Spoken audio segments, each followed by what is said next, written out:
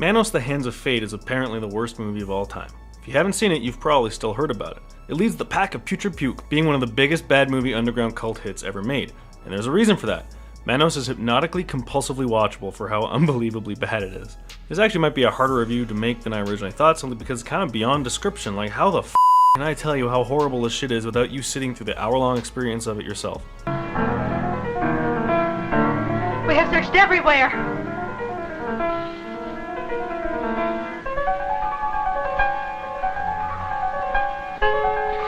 Find them! They must not escape! Find them! No, leave them alone. We cannot kill a child. Enough talk! Find them! Manos will be served!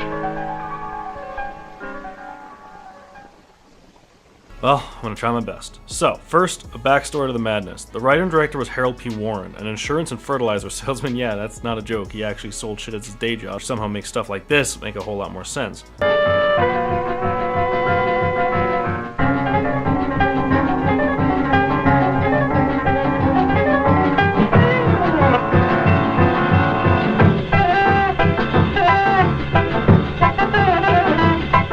He ran into the screenwriter Sterling Silliphant in a cafe and made a bet with him that making a movie isn't actually all that hard and he could probably do it himself for almost no money, time, or just any discernible talent at all. He gathered 19 grand from friends and family and filming using a lot of local theater actors, crew members with zero experience, and using himself in the lead role of the father, all while telling people, "Don't worry, we'll fix it in post." Whoops. Mike, I'm scared. It's getting dark. Well, Torgo, which way is out of here?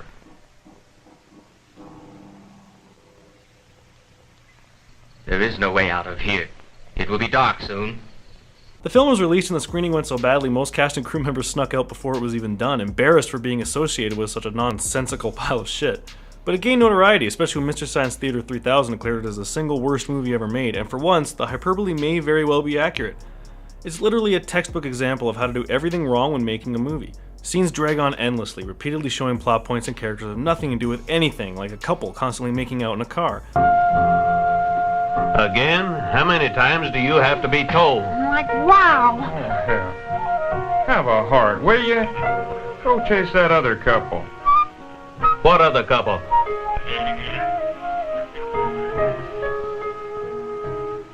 Those idiots that went deeper in the desert. The audio was all recorded very poorly in post, often not syncing with the lips, but also apparently only using one actress and two actors to do the voices of everyone, which would explain why the little girl sounds like a middle-aged crackhead. Darling, baby, you could have been hurt. And the puppy, I got to. And the music, sweet Jesus, the music. It sounds like the composer, if there actually was one, just created 5 minutes of music and then played it endlessly, repeatedly, the whole goddamn way through.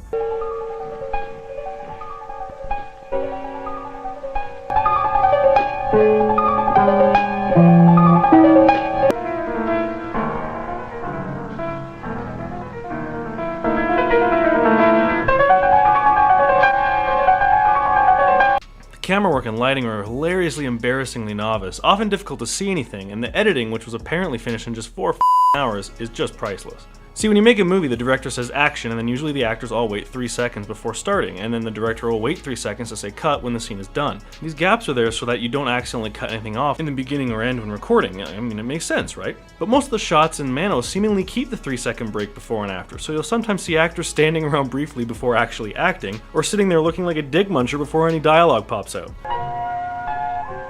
Well, whatever it is you're not doing, don't do it somewhere else.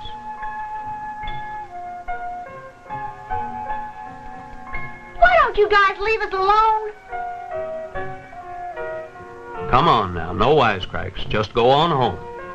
The movie opens with what feels like a 20-minute driving scene. No joke, this may not seem like much, but oh my god, it goes on forever, with a husband, wife, and daughter endlessly wondering where the f they're going.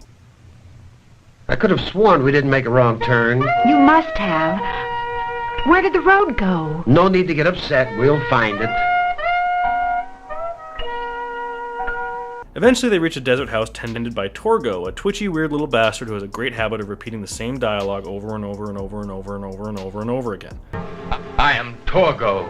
I take care of the place while the master is away. They want to stay, he says they can't, but eventually says yes, then doesn't, then whatever, they're staying. Inside, the couple sees a disturbing painting of the master, director Warren again showing his most basic ineptitude in that he couldn't even film a different frickin' angle of the goddamn painting, so he just keeps cutting back and forth from the same boring static shots. But, I mean, whatever, is it fair to criticize Manos for inept filmmaking? Isn't that kinda like getting mad at McDonald's for using a deep fryer? I don't know. Anyways, they hear a scary noise, husband runs around with a gun, and Torgo hits on his wife. It's apparently the most defenseless and useless movie character ever. Where in the world can he be? Mike! They lose their daughter in such a terribly staged shot, and eventually find her with the dog from the painting.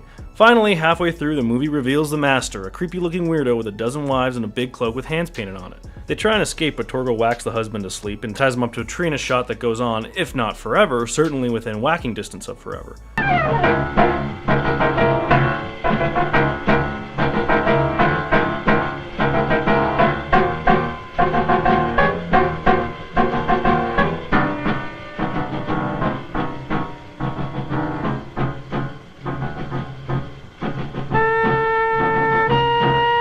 Manos demands a sacrifice and that the daughter and wife must become part of his sexy lady clan, who literally spend their entire screen time getting into a series of banal arguments and goofy catfights. Anyways, the husband wakes up and the family escapes, I think. It's kinda hard to see anything, there's no goddamn lights! Torgo is disappointed the master, who hypnotizes him, I guess, and then rips off his right hand after his wives kill him by rubbing their fingers in his face or something. I mean, I don't know, guys. If you're looking for plot clarity, then literally pick any other movie but this one.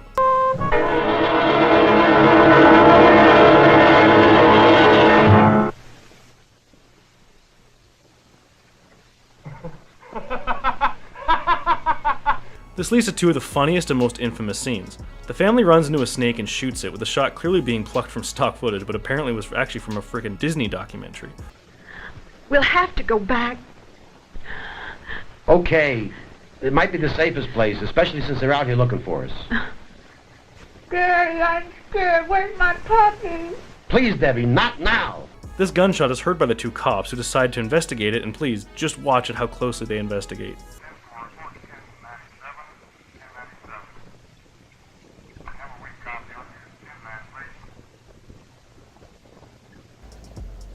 Hilarious. Less hilarious is a stupid family's decision to stupidly go back to the stupid house where Manos is of course waiting and uses the power of out-of-focus shots to avoid being hit by the gun. It's not quite bullet time special effects, but hey, this was 1966, don't forget. Not now! Just as the movie opened with a never-ending stream of boring as driving shots, now the film must end with a new couple going out on a vacation, endlessly driving around, eventually making their way back to the hotel, and we discover what happens to the family. And that's basically Manos, barely over an hour before the longest and frankly saddest end credits ever.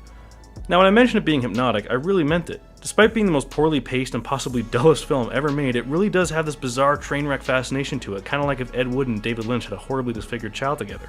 Only very rarely in life do so many bad mistakes happen all at once, resulting in a movie that literally doesn't have one single redeeming feature. Which, of course, is what makes it so entertaining. It's a favorite of guys like Quentin Tarantino, specifically because of its awfulness. When people say it's the worst movie ever made, I technically have to agree, but it's nowhere near the hardest movie to sit through. It's way too funny and weird and sincerely attempted for that.